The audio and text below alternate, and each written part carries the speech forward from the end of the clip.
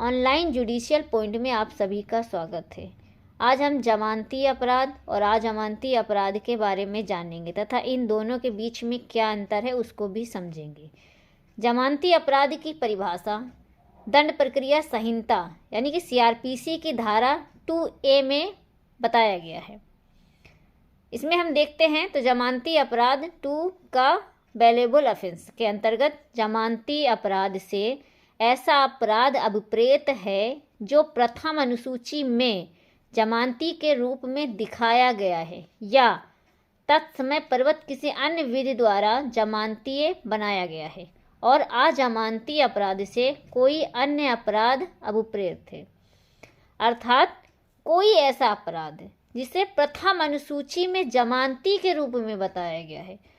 तो सबसे पहले हम ये जानेंगे कि प्रथम अनुसूची क्या है। तो प्रथम अनुसूची दंड प्रक्रिया संहिता के अंत में लास्ट में अगर हम देखते हैं तो वहाँ पे अपराधों का वर्गीकरण किया गया है, जिसमें जमानती अपराध, अजमानती अपराध, संज्ञेय, असंज्ञेय एवं अपराध कौन सा न्यायालय विचारण करेगा, इन सभी का वर्गीकरण प्रथम अनुसूची में किया गया है।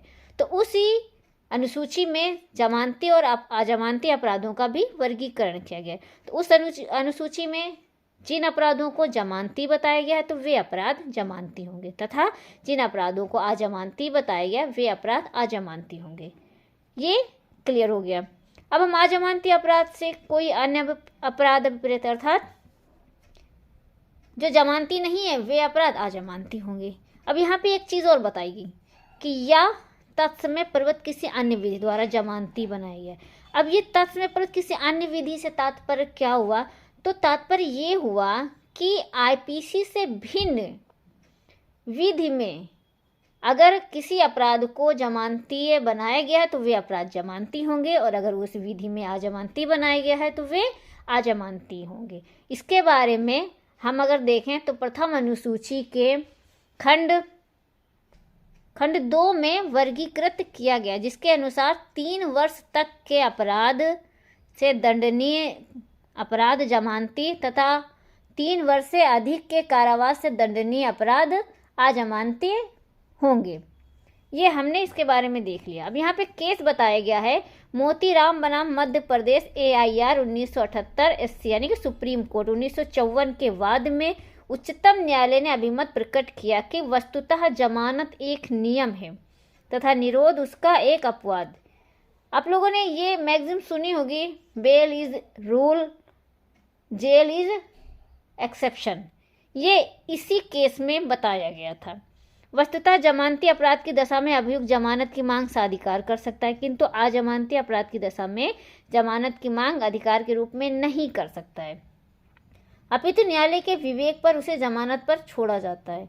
जमानती और अजमानती अपराध का नाम सुनते ही सामान्यतः लोगों के मन में आता है कि जमानती अपराध में हम जमानत ले सकते हैं, अजमानती अपराध में जमानत नहीं दी जाएगी, लेकिन ऐसा नहीं होता है। कुछ परिस्थितियां ऐसी होती हैं जहां पे अजमानती अपराध होते हुए भी वहां जमानत दी जा सकती है। दोनों में मुख्यतः अंतर ये होता है कि जमानती अपराध में जो जमानत की मांग है वे अधिकार पूर्वक हम कर सकते हैं, परंतु अजमानती अपराध में अधिकार पूर्वक जमानत की मांग नहीं की जा सकती है। यहाँ पर जमानत देना न्यायालय के विवेक पर निर्भर करता है। कुछ अन्य प्रमुख अंतर भी हैं जिनको हम देख लेते हैं, जैसे जमानती अपराध सामान्य प्रकृति के होते हैं, अजमानती अपराध की जो प्रकृति होती है वो काफ़ी गंभीर प्रकृति के होते हैं। जमानती अपराध में जमानत धारा 436 में दिया जा सकता है, जबकि अजमानती अपराधों के बारे में जमानत धारा 437, 438, 439 आदि में दिया जा सकता है।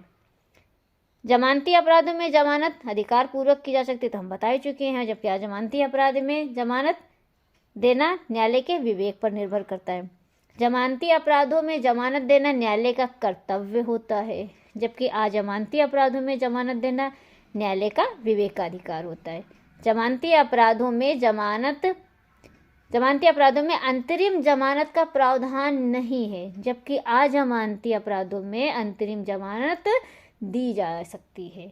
सामान्यतः जमानती अपराधों में बिना वारंट व्यक्ति को मजिस्ट्रेट के समक्ष पेश करना आवश्यक नहीं है, जबकि अजमानती अपराधों में ऐसे व्यक्ति को 24 घंटे के अंदर मजिस्ट्रेट के समक्ष पेश करना आवश्यक होता है।